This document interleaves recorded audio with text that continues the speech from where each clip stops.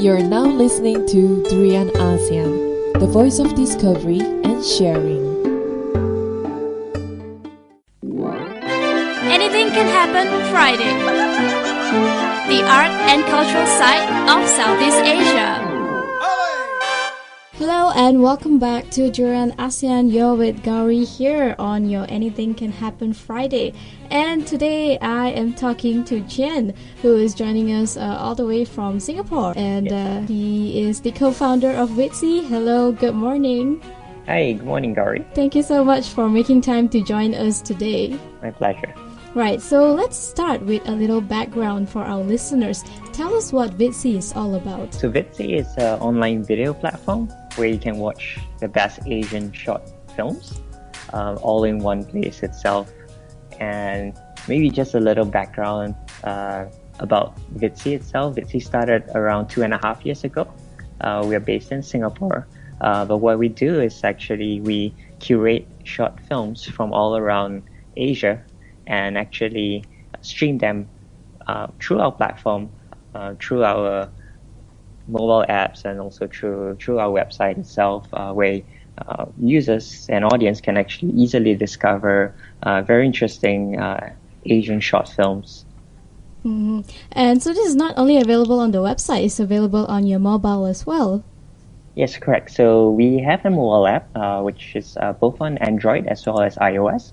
And the difference is actually on the mobile app itself. The experience is really catered for audiences in this region, where you can actually watch the films offline. So even if you have spotty internet connection, as long as you have Wi-Fi, you can actually just load the films onto your phone and watch it even without internet. Okay. So ViddSee is a brainchild of yourself and Grace Jian as well, who is unable to join us this morning. So maybe a little background to yourself and also, if possible, about Grace and how you guys got involved with ViddSee. So actually ViddSee was started with both Derek, my other co-founder, and okay. I. Grace was one of the core team. She joined us 1 year in after we started itself. So we started about 2.5 years ago. Both Derek and I were actually filmmakers. Okay. So we're in the film industry for about probably 10 years, the past 10 years itself. And for myself, I started out with Fear Factor back in Malaysia, and then coming to Singapore, I continued to actually make films. And how ViddSee started is really our journey as filmmakers. In the past, YouTube wasn't present, right? And what was present was really film festivals, and it's a very typical route for a filmmaker who wants to get his film to be seen after it's been made, to actually distribute and push it out to various film festivals, and then you then hope that it gets picked up. Right. And that's kind of the experience that we had. So we made a few films, 3 films in total, with both my co-founder Derek and I. And we had our films at a variety of film festivals. But I guess what happened was about 5 years ago, 4 to 5 years ago, we were really toying around the idea of digital. In terms of getting ourselves up on an online video platform. Example, back then it's like YouTube, Vimeo, where you could get your films to be seen, because what we realized is that more and more audiences are growing on such platforms. And so that's what we did.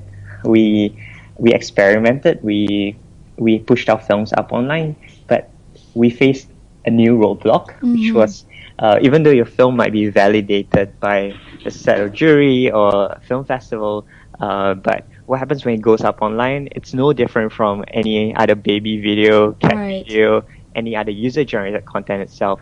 And so that was the challenge that we had as filmmakers, because we didn't have any following on YouTube. We just put up our film, and usually it takes maybe about a year or so for us to make a film. That's right. And getting out to the audience, it's like starting from scratch itself.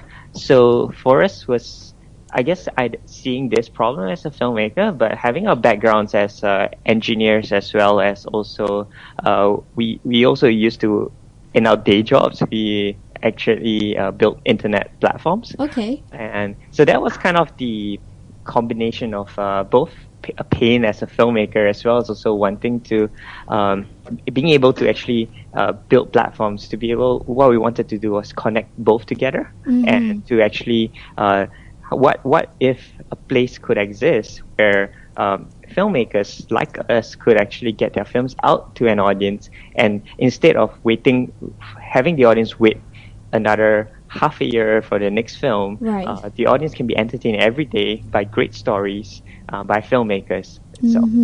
So you mentioned that when you came up with ViddSee, YouTube was not really that popular yet. So this must date back to quite some time ago. Oh, so it actually was popular. Okay. But the issue was actually it's more of the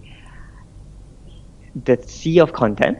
Okay. So it's more of like our such high quality films being drowned in the midst of a sea of Right. content. So it was actually popular. Okay.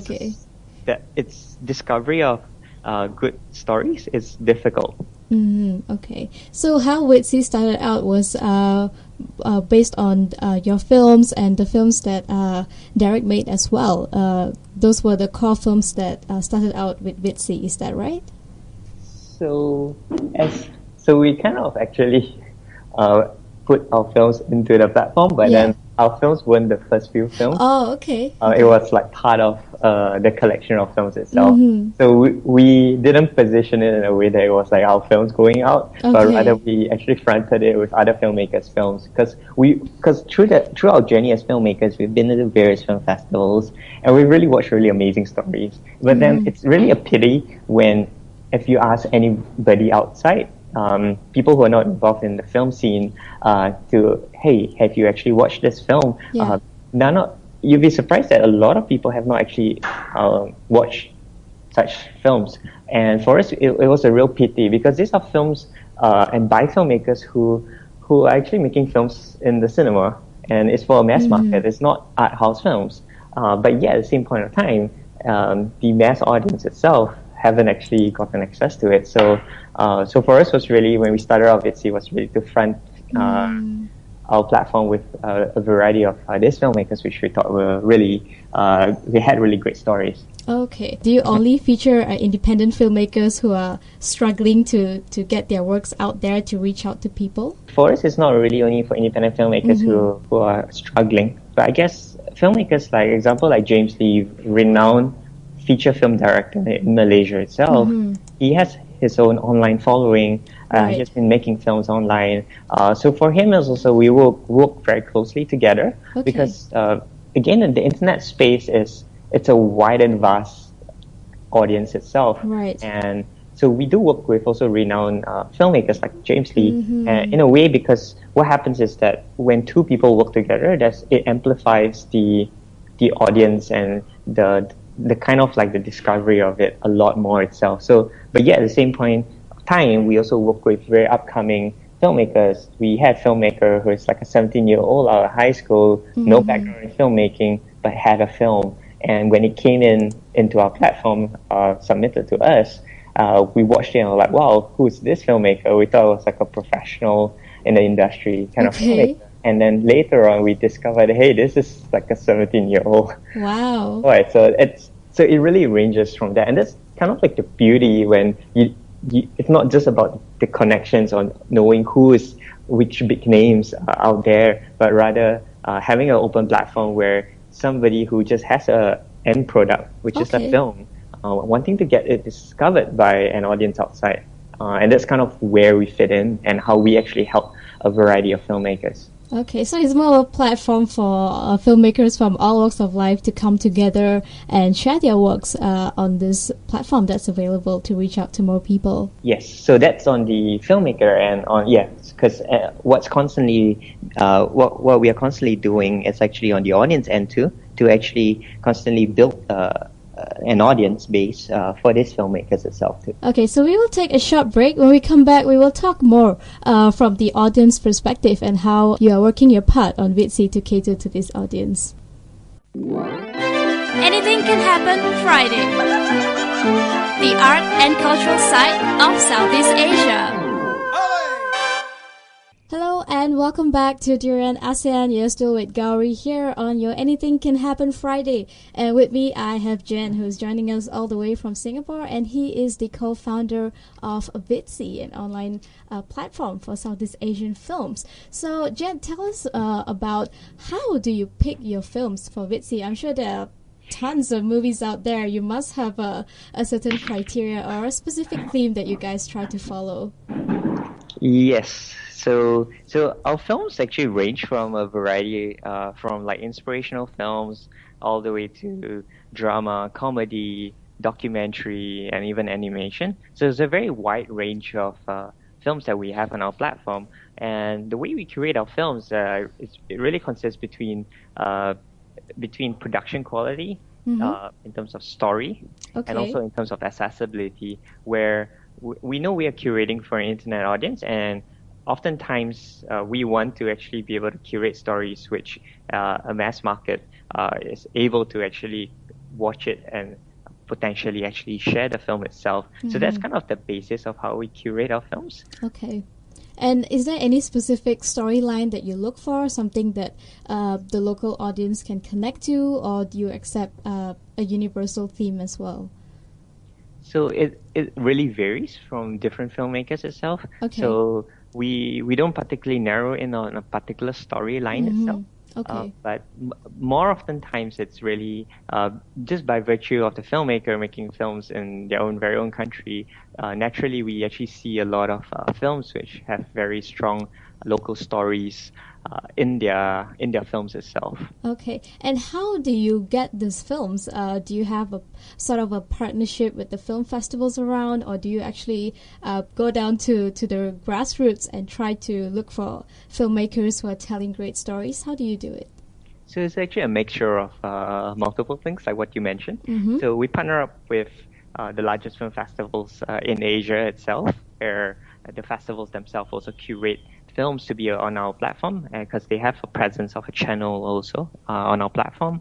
We also work with a variety of like grassroots community leaders, as well as also film festival directors, to actually look out for films and actually to really to get ViddSee out to them, to filmmakers. Because oftentimes what we realize is that a lot of the filmmakers today, at least in Southeast Asia, a lot of them still looking at physical festivals as a way to get their films out there. But what we are offering is really a complementary experience and for their exposure of their film itself.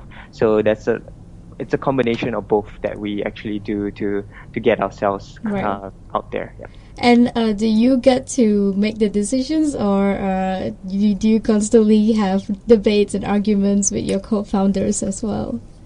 So it's actually a constant conversation going on, where we not one of us has like the final say, but I guess we all, whenever we are unsure about certain things, we will actually discuss it internally. And oftentimes when it's recommended through different maybe festival directors regarding it, they also bring a different point of view of the film and why they're curating it.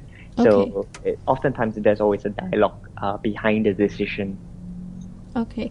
And speaking of the films themselves, how do you make sure that your audience get only the best from Southeast Asia? Because that is sort of the tagline for ViddSee as well, right? The best of short films from all over Southeast Asia. So how do you maintain that standard?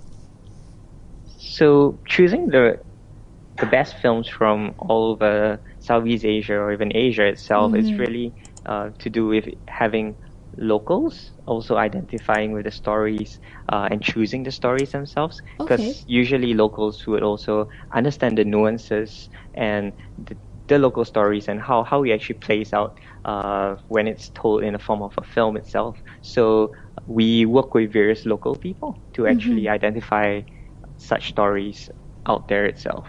Okay, local people meaning you actually go to the countries and talk to the people around there. Yes, and also having like community people in the various countries, working with various film festivals, where they actually are really strong presence in that particular country. So, for example, like even in Philippines itself, we work very closely with largest independent film festival there called Cinemalaya, Okay. and with that also we are able to actually get in touch with a variety of filmmakers from the Philippines itself, uh, and with that itself, we are able to also like curate and also identify very, very interesting Filipino films. Okay, so you kind of need to have very good relationship with all the 10 countries and all their local filmmakers. Indeed, but it's kind of like a work in progress. Okay, and let's talk more about the branding part, because I'm really curious when you talk about Southeast Asian films. Is there actually a growing audience who are looking out for Southeast Asian films, or just starting to appreciate Southeast Asian films? How has the response been so far? Yeah. So it is actually growing a lot, because what we realize is everybody today owns a smartphone, and internet accessibility has really enabled content to be easily found, easily discovered. And the question that when we first started out, this was actually the question that a lot of people asked us, where people actually wanted to watch Southeast Asian films. But what we realized, and also our hypothesis along the way that we found out that's true, is that people oftentimes haven't actually been able to have a taste even of their own local films. Right. Even in Malaysia, because I'm Malaysian myself, I grew up watching maybe Hong Kong dramas or Hollywood films itself, and my exposure to what local films are basically only what is exposed on the television itself. So if in the aspect of the whole realm of short films itself, it's totally alien to me, and I mean growing up in that sense. And when I'm able to discover a really good story, I start to realize that, hey, there's really a lot of similar stories, a lot of other great stories around like that, and that's kind of the experience for quite a number of audiences when they first discover one short film, and then they start to watch the other short films. They realize that, hey, I didn't know like we have really talented people in our country, like producing really interesting stories. And what's very unique about it is that stories which actually relate, and because it's made by people in the same country, same cultural context, and the stories that often come out of it is very relatable in that sense. And since you mentioned Malaysia as well, I'm curious to know, are there a lot of Malaysian movies that make the cut for ViddSee? So there are quite a number actually. Okay. Cause a few of our like popular top films are actually done by Malaysian. Wow. Okay, that's good to know. Yeah. So we have a few horror films. So one of them is called Delete. It's by Sydney Chan. Okay. And it's one of like a favorite, especially during this season. Right, Halloween season. Yeah. So yeah. All right. And can you also tell us what makes the Southeast Asian films different from what you get outside this region? So the Southeast Asian films are very real. So a lot of the stories, even though some most often times are fictional, but a lot of them are actually inspired by real life stories. So what makes it really very interesting is that there's a very close sense to reality, as well as also a close sense to family. Family is also a very deep-rooted theme across different countries in Southeast Asia in terms of the films that we see itself. So these are probably the main ones that I've seen and noticed out here in Southeast Asia, which is very, very different if you compare to films out in Korea or in Japan itself. And yeah, it's very unique to this area itself. And I guess maybe just expounding on that a little bit more is like, so we had a film which had about, to date, we had about 25 million views of for just that particular film. It's actually a Singapore story Okay. around a father and son relationship, and uh, it's about the son growing up not knowing like what the father did with his money, Okay. and the father always seems poor to him. And it's a very Asian kind of context where the father doesn't really tell the son what he does with his money. All he knows is that I'm providing for my son. Right. And then the son grows up, and later on he tells himself that I don't want to be like my father who's Right. poor. And later on you realize that as the story unfolds is that the son realizes that the father actually did something very noble with the money that he has earned in that sense. And this story itself, made in Singapore, very relatable to people in this region, because by the way of how we grow up, knowing kind of our parents doing things for us, even though we might not know what they're doing. That's true. But yet at the same point of time, this story actually traveled really far and wide in like South America, Russia, UK. All right. So that was something really very interesting, because it's something very unique here, but yet at the same time very relatable, even to the different parts of the world. And all these movies from different Southeast Asian countries, they all come in different languages as well, or or are they mostly in English? Yeah. So majority of the films are in their own native languages. Okay. But one thing that they have in common would be English subtitles, which actually make it accessible for anybody who actually understands English to be able to discover and watch them. All right. So we are going to take another short break. When we come back, Jian, maybe you can tell us about some of the challenges that you faced in the process of making ViddSee happen. Okay, sure. Anything can happen Friday. The art and cultural side of Southeast Asia. Hello and welcome back to Durian ASEAN. You're with Gowri here on your Anything Can Happen Friday on DurianASEAN.com. And with me, I have Jian, who is joining us all the way from Singapore. He is the co-founder of ViddSee. And for this last part of the discussion, Jian, maybe you can enlighten us about some of the challenges. I'm sure there are plenty of challenges that you faced along the way in trying to make ViddSee happen. So maybe you can elaborate on some of the challenges faced and how you overcame them. Yeah, indeed, there are a lot. But I guess maybe just to pick up, like example, like one is that when we first started ViddSee, oftentimes we know if it's a popular film, oftentimes it's easy to get people in to actually watch a film. But for us, oftentimes it's not just only about having popular faces in the content that in the films, but rather oftentimes it's a story which is really very rich. So initially it was really like kind of uphill task trying to get really interesting stories out there. But yeah, at the same point in time, what we discovered was really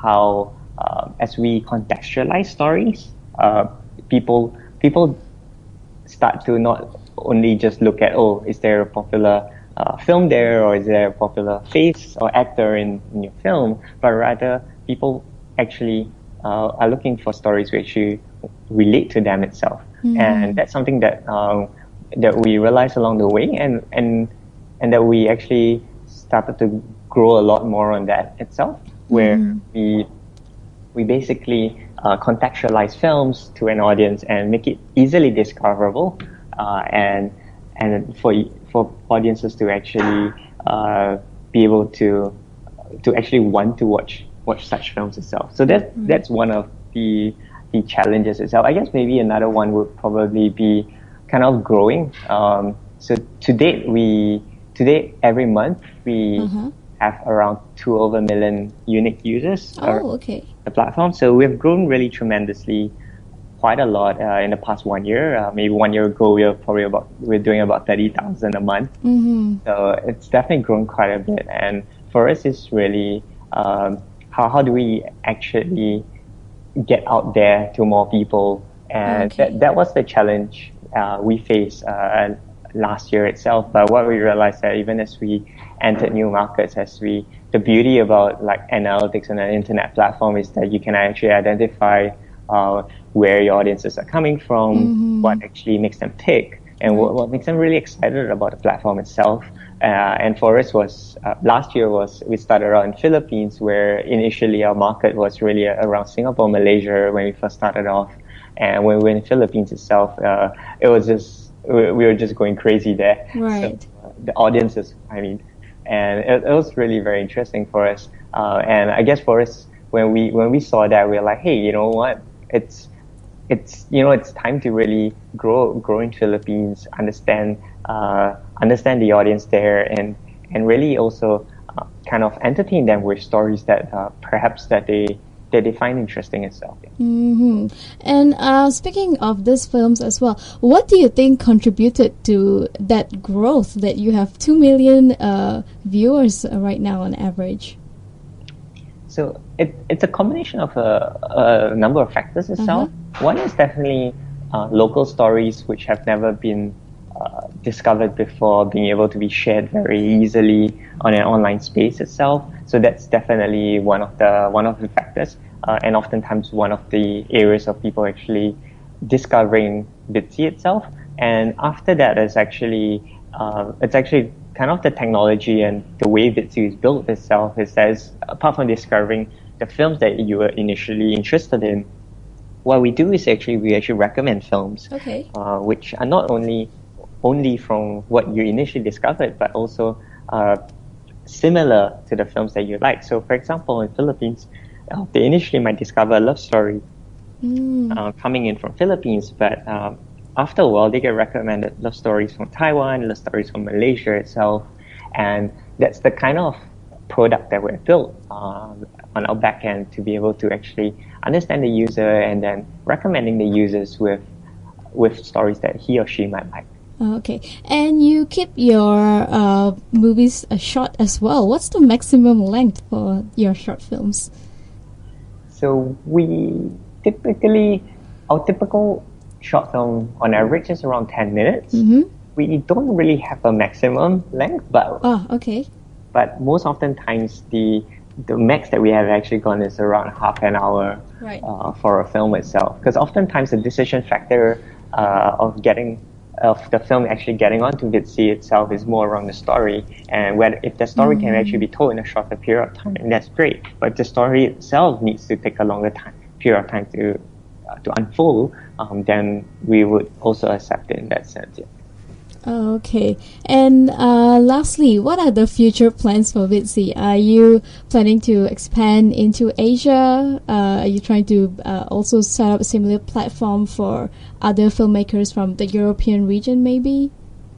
Yeah, that's definitely something very exciting for us. So I guess in the coming months itself, I mean, when we first started ViddSee as filmmakers, it's always been this vision of really making a difference in this content creator ecosystem in this region itself.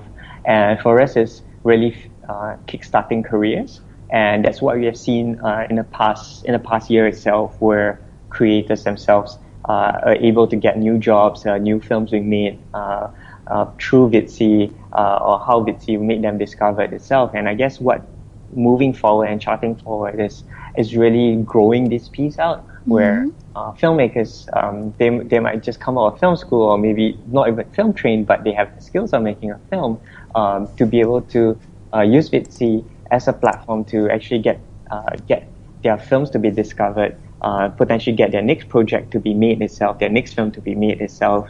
And that's on the creator end.